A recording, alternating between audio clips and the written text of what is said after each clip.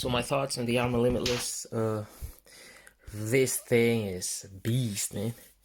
I mean, Arrma's made a really high quality, like for a much lower price. Although it's just a roller, but the good thing is, with that is that you are able to modify it yourself. So you are freely in full control of your modifications and whatever stuff you wanna put in.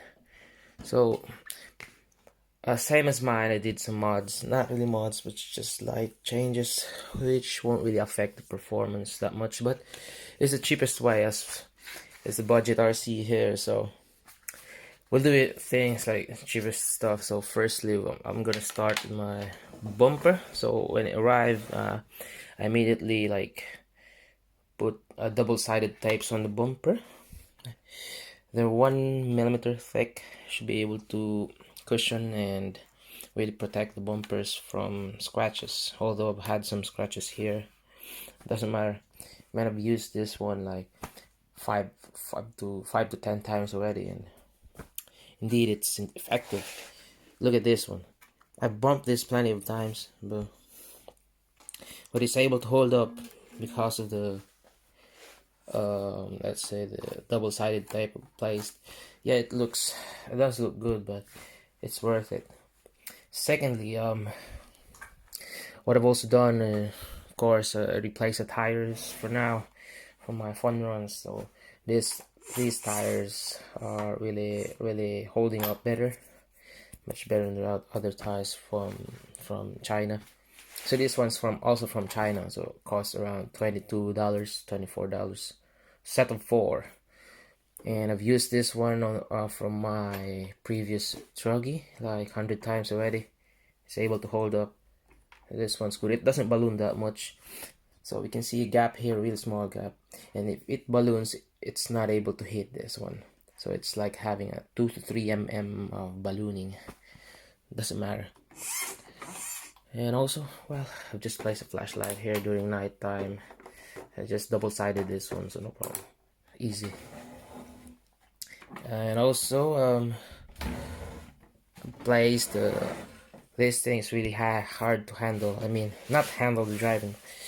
Physically, bringing this thing with you is heavy, and you don't want to hold on this because this might rip apart also. And there's nowhere to hold on to if you're bringing this car with you, like literally. So you have to carry all the 5 kg weight or more.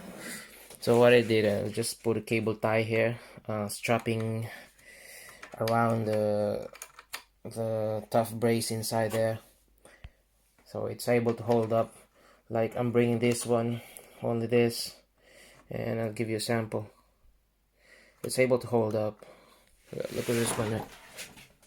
Look, yeah, it's really good. Although it's heavy with one hand, but you're able to carry this thing better. And look at the under chassis part. There's some scratches from small stones and going on heavy ramps. Look at that one. Yeah, I have taped the screws underneath to avoid it from scratching. I'm taking care of this little fella. It's not really little, but oh. Okay. So the most the biggest mod I've had on this one is, yeah, of course, I made a custom wing out from a, let's say, container or tray, plastic tray. So this is my speedrun wing.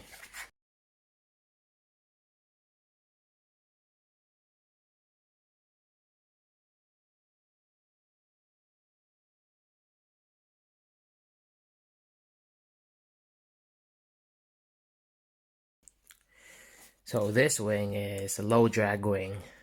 So when we say low drag, it produces small downforce because it doesn't have this this vertical stuff behind here, unlike this one here. So normally other people cut this part here totally, or a portion of it, just to yeah, just to control the air from deflecting. It produces downforce on this setup. But if you cut this part here, and it's gonna be all flat, and the air will flow like smoothly, and there is much less downforce produced, therefore allowing for higher speeds. So that's why cutting this one is good for speed runs. But I won't resort to doing such for now, because you know, this thing, I don't want to cut it. Like, man, it's too expensive for me. Just I have everything in budget. Lol. So what I did was just I made this one instead, from scratch. Totally cost me zero. Just cost me an hour, but well, $0. And if you want a speed run also, you just can literally remove this one, unscrew that part there, and take this off, and what you'll have is a plain flat wing in front, just a blue one here. Same concept. The downforce will be decreased by almost 80%, or let's say close to 100, allowing you to unleash the full speed of car. That's what they also do, the professional ones also, I mean.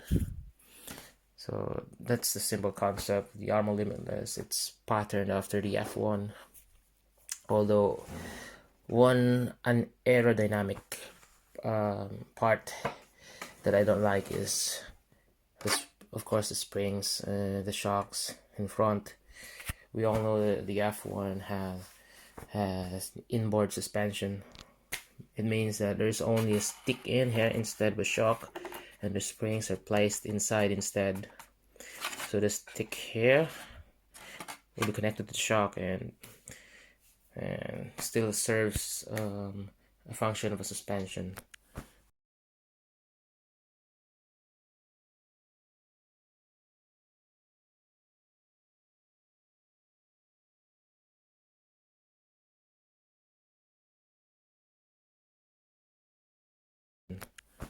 So that's what this model lacks, the inboard suspension. Maybe due to the issues they had with the Traxxas before. Traxxas sued Arrma for according to them, copying the inboard suspension concept from the Revo or the Revo. So, well, that's what is stopping Arrma from having future inboard suspension mechanisms in their cars. So, well, that's it. Overall, 5 star from me. Yeah, bye.